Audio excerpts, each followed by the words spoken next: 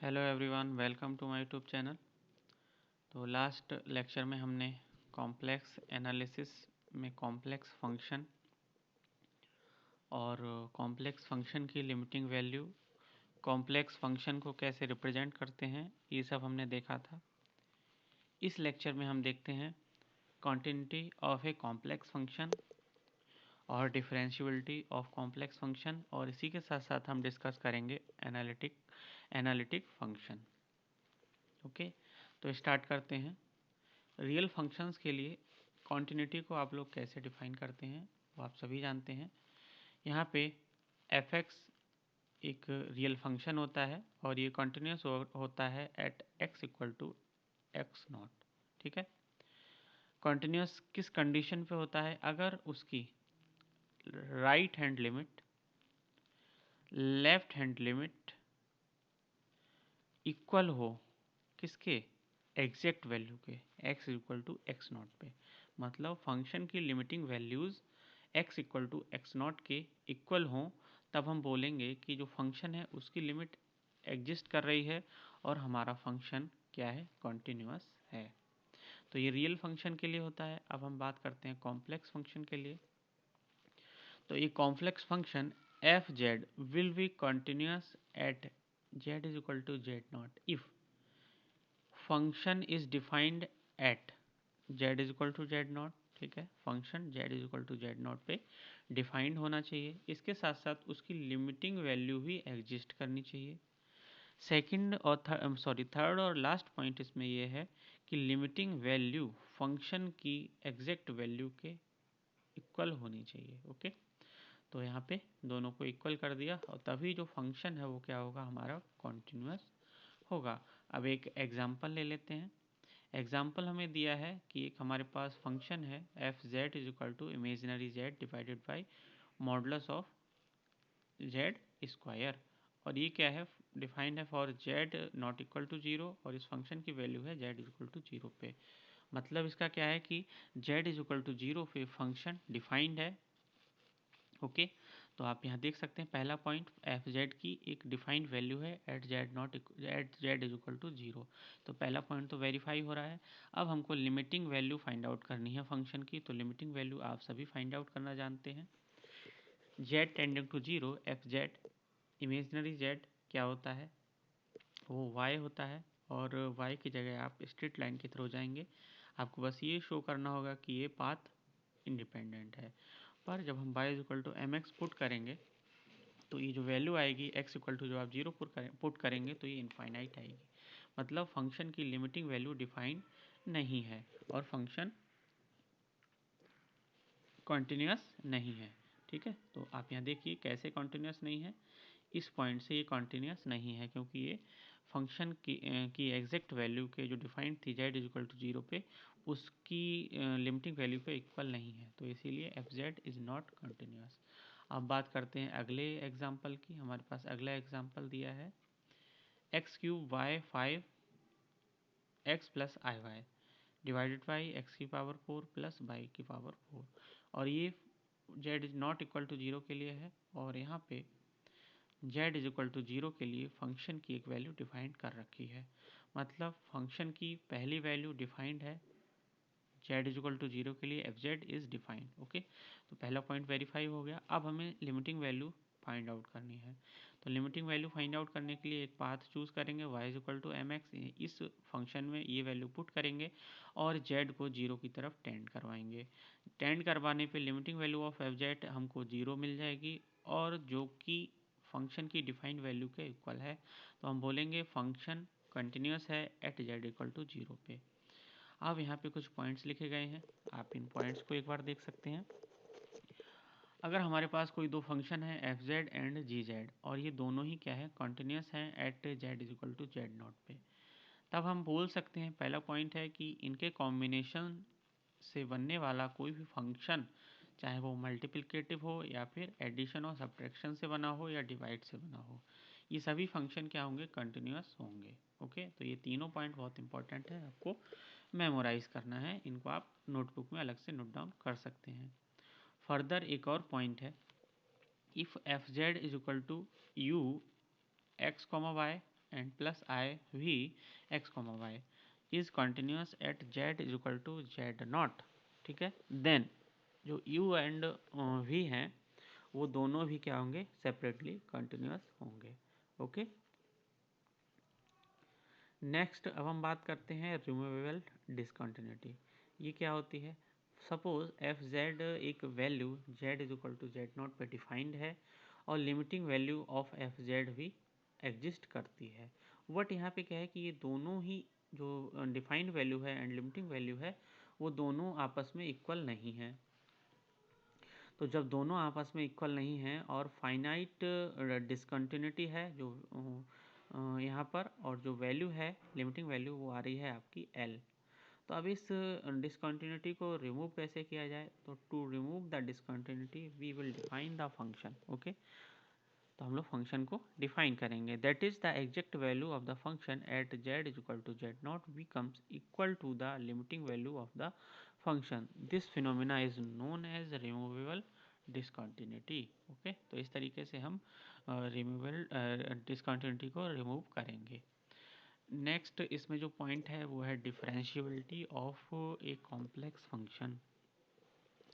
तो फंक्शन अब तक हमने देखा फंक्शन की लिमिटिंग वैल्यू कैसे निकालते हैं, फंक्शन को कॉन्टिन्यूस फंक्शन है या नहीं है ये कैसे प्रूव करते हैं।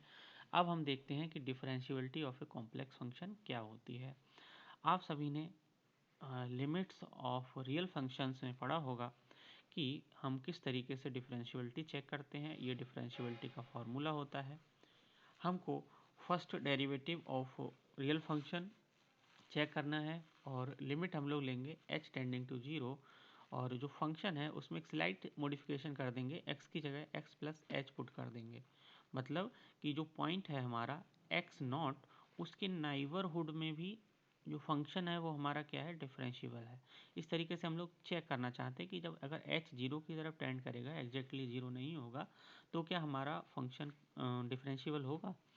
तो हम उसी तरीके से सेम अप्रोच कॉम्प्लेक्स फंक्शन के लिए भी अप्लाई करते हैं। यहाँ आप देख सकते हैं सपोज एफ जेड कोई कॉम्प्लेक्स फंक्शन है और इस कॉम्प्लेक्स फंक्शन का फर्स्ट डेरिवेटिव हम अगर प्रूव करना चाहें कि डिफरेंशिएबल है या नहीं है, तो इस तरीके से इस फॉर्मूला का यूज़ करके हम डिफरेंशियबिलिटी चेक कर सकते हैं।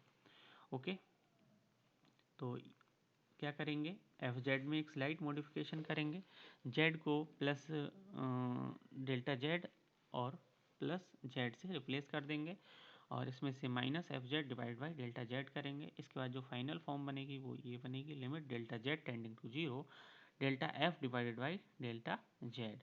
तो इस तरीके से कॉम्प्लेक्स फंक्शन की डिफरेंशियबिलिटी चेक करेंगे। यहाँ पे एक पॉइंट लिखा गया है, the complex function will be differentiable in nature if above limit exist, that means the limiting value should be independent of the path along which delta z tending to 0।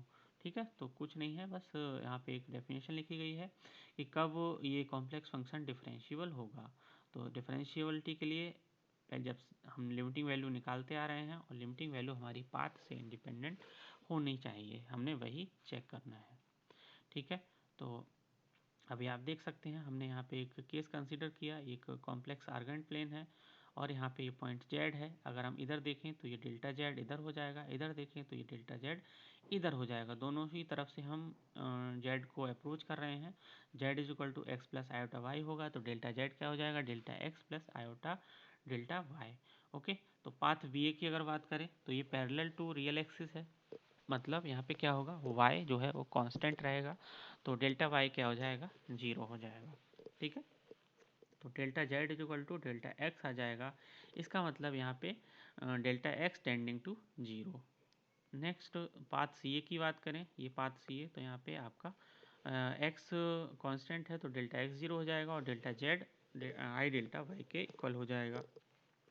और third path ये D A, इसकी बात करें तो यहाँ पे दोनों ही very कर रहे हैं एक्स एंड वाई, तो हम इसको स्ट्रेट लाइन कंसीडर कर सकते हैं और स्ट्रेट लाइन के केस में डेल्टा जेड हमारा इस तरीके से टेंड करेगा। ओके, तो ये डिफरेंशियबिलिटी चेक करने के कुछ रूल्स हैं, आप इनका यूज़ करके किसी भी फंक्शन की डिफरेंशियबिलिटी चेक कर सकते हैं। अब एक एग्जांपल कंसीडर कर लेते हैं। एग्जांपल हमें दिया गया है function of z is equals to z की पावर n। अब n क्या है, एक पॉजिटिव इंटीजर है, डिफाइन कर रखा है। अब हम क्या करेंगे, हमें डिफरेंशियबिलिटी चेक करनी है, तो फॉर्मूला के अकॉर्डिंग हमको function of z plus delta z भी चाहिए। तो हम वही यहाँ पे निकाल लेते हैं। हमने z को डेल्टा z प्लस z से रिप्लेस कर दिया। आपने एक एक्सपेंशन पढ़ा होगा, बाइनोमियल एक्सपेंशन, ये a प्लस वी की पावर n है, तो इसको किस तरीके से एक्सपांड करते हैं ये आप सभी जानते हैं। सबसे पहले a की पावर n लिखते हैं प्लस NC1, तो ये नोटेशन है, हम NC1 को ब्रैकेट में n(1) लिख देते हैं। a की पावर n-1, तो a की पावर कम होती जाएगी और b की पावर ऐड होती जाएगी। यहाँ a की पावर n के साथ भी b प्रेजेंट है, बट b की पावर 0 है, तो b की पावर 0 होने का मतलब है कि वो 1 में कन्वर्ट हो जाएगा। तो यहाँ एक b की पावर इंक्रीज़ हो गई और a की पावर डिक्रीज़ हो गई। सेम पैटर्न में NC2, NC3 and last NCn, p की पावर n एंड a की पावर कम्प्लीटली डिसअपियर हो जाएगी। यहाँ पे a की पावर 0 है, ठीक है। तो इस तरीके से आप ये एक्सपेंशन करते हैं, तो सेम एक्सपेंशन आप z प्लस डेल्टा z की पावर n के लिए अप्लाई करेंगे। तो यहाँ पे हमने जो डिफरेंशियबिलिटी का फॉर्मूला है उसको हमने यहाँ लिख लिया है, और अब वैल्यूज़ को पुट करते हैं। हमने यहाँ वैल्यूज़ को पुट किया और उसका एक्सपेंशन किया, तो z की पावर n कैंसिल हो जाएगा, और जो डिनोमिनेटर में डेल्टा z है वो भी एक पावर से कैंसिल हो जाएगा। और इसके बाद हम जानते हैं कि डेल्टा z टेंडिंग टू 0, तो जब डिनोमिनेटर से डेल्टा z गायब हो गया तो अब न्यूमिनेटर में डेल्टा z प्रेजेंट है, जिस वजह से बाकी सभी टर्म 0 हो जाएंगी, केवल ये फर्स्ट टर्म, ये वाली फर्स्ट, क्योंकि वो तो कैंसिल हो गई थी, ये वाली टर्म ही बचेगी। तो फाइनल जो वैल्यू आएगी वो हमारी ये बनेगी, ये NC1 z की पावर n-1। फर्दर NC1 आपका n के इक्वल होता है, क्योंकि आप सभी जानते हैं कि NC1 को आप किस तरीके से लिख सकते हैं, is equals two factorial n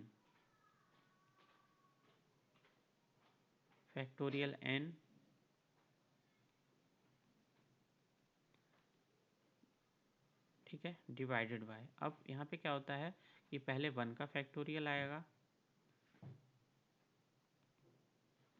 उसके बाद में n माइनस 1 का फैक्टोरियल आएगा।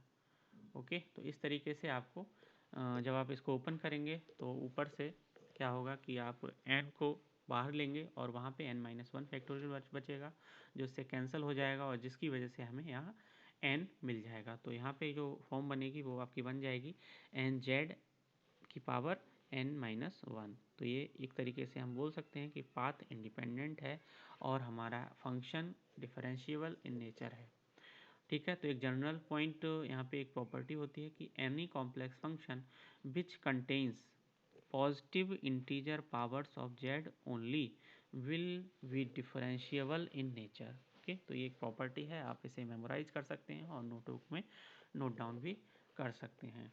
तो कुछ ऐसे फंक्शन होते हैं जिनके पास केवल और केवल पॉजिटिव इंटीजर पावर्स होती हैं। अगर हम उसको एक्सपेंड करें, एग्जांपल साइन जेड हो गया, कॉस जेड हो गया, और इसी के साथ साथ एक्सपोनेंशियल की पावर जेड हो गया और एक्सपोनेंशियल की पावर माइनस जेड हो गया। इन सभी के पास positive integer powers of Z हैं, तो ये सभी फंक्शन क्या होंगे, डिफरेंशिएबल होंगे।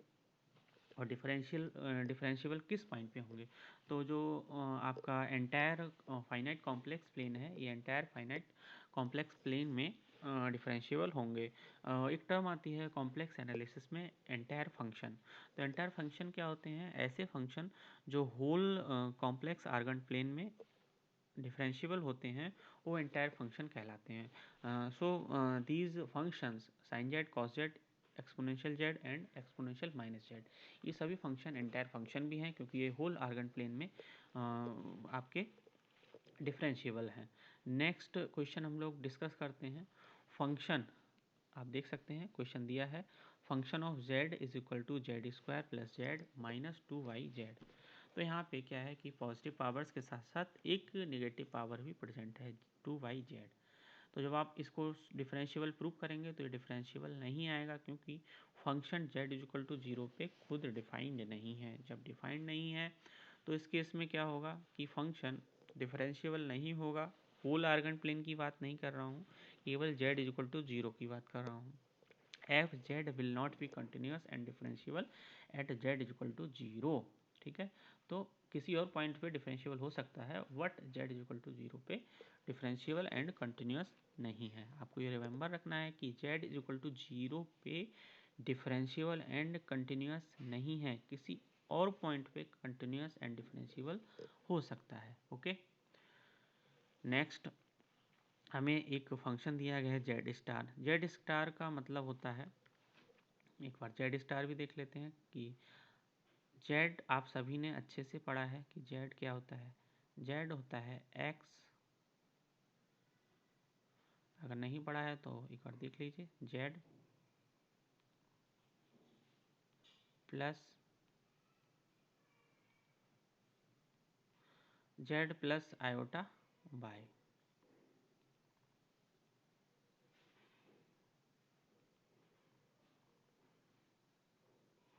ठीक है, तो ये आयोटा वाई हो गया। अब अगर आप इस प्लस को माइनस से कन्वर्ट कर दें और हम ये कहें कि आई को माइनस आई से आप अगर रिप्लेस कर दें तो क्या होगा, आपका जेड स्टार बन जाएगा। तो z star x minus iota y. ठीक है, हम ये भी बोल सकते हैं कि जो जेड होता है, जो जेड स्टार होता है वो जेड की मिरर इमेज होता है। ओके,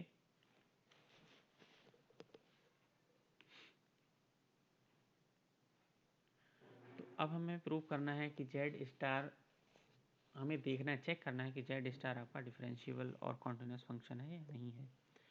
तो जेड स्टार सबसे पहला पॉइंट क्या होता है कि जेड को जेड प्लस डेल्टा जेड से रिप्लेस करना। तो सेम काम हम यहाँ भी करेंगे, और करने के बाद में ये फंक्शन की जो फॉर्म बनेगी वो इस तरीके से बनेगी। अब हमें y is equal to M X plus C हम सभी जानते हैं, तो डेल्टा वाई क्या हो जाएगा, एम डेल्टा एक्स। और इस तरीके से जब हम यहाँ पे पुट करेंगे तो हमें पता लगेगा कि ये पाथ पे डिपेंड कर रहा है। तो जेड स्टार कभी भी डिफरेंशियबल एंड कंटिन्यूस नहीं होगा, क्योंकि ये पाथ पे डिपेंड कर रहा है। नेक्स्ट अब हम देखते हैं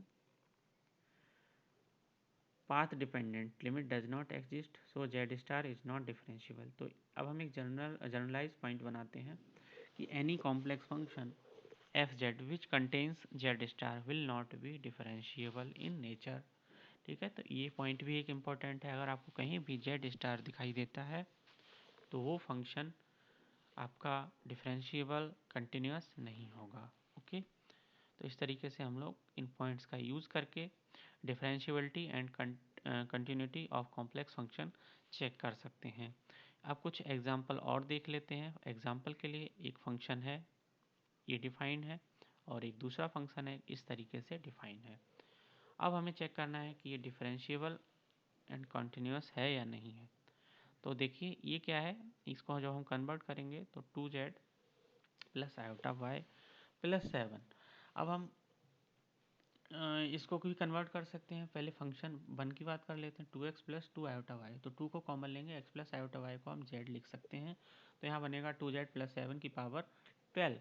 तो ये क्या है, positive integer powers of z। ये अगर हम इसको एक्सपेंड करेंगे तो बनेगा। तो मतलब ये क्या है, हम डायरेक्टली प्रॉपर्टी से ये लिख सकते हैं कि this function should be differentiable and continuous. Okay, next function 2 की बात कर लेते हैं। आप यहाँ देखिए 2x प्लस आयोटा वाई। अब मुझे क्या करना पड़ेगा, यहाँ तो 2x है तो मुझे अब आयोटा वाई में भी एक 2 चाहिए। तो मैं क्या करूँगा, एक आयोटा वाई यहाँ पे ऐड करूँगा और एक आयोटा वाई को माइनस करूँगा, या फिर x यहाँ पे 2x को x प्लस एक्स लिख लूँगा और यहाँ पे इसको z लिख लूँगा। ठीक है, तो इस तरीके से ये आपका रियल z हो जाएगा और ये यहाँ पे z हो जाएगा। ठीक है, तो रियल z को आप सभी जानते हैं कि हम इस फॉर्म में भी लिख सकते हैं, z plus Z star divided by 2। Okay, और यहाँ पे जेड स्टार जब प्रेजेंट है तो ये फंक्शन क्या होगा, डिफरेंशिएबल नहीं होगा। अनदर फंक्शन है आपका जेड की पावर हाफ, और अगर हम इसको डिफरेंशिएट करें डायरेक्टली तो जेड ये आ जाएगा square 1/2 square root of z. तो ये जेड इक्वल टू जीरो पे क्या है, डिफाइंड नहीं है, डिफाइंड नहीं है तो जेड इक्वल टू जीरो पे ये डिफरेंशिएबल भी नहीं होगा। तो अब हम बात करते हैं जो फाइनल, जिसके बारे में क्वेश्चंस आते रहे हैं एग्जाम्स में, काफ़ी ज़्यादा क्वेश्चंस आते हैं, वो है कॉम्प्लेक्स एनालिटिक फंक्शन। ओके, तो कॉम्प्लेक्स एनालिटिक फंक्शन, सबसे पहली बात होती है एनालिटिक फंक्शन होते क्या है।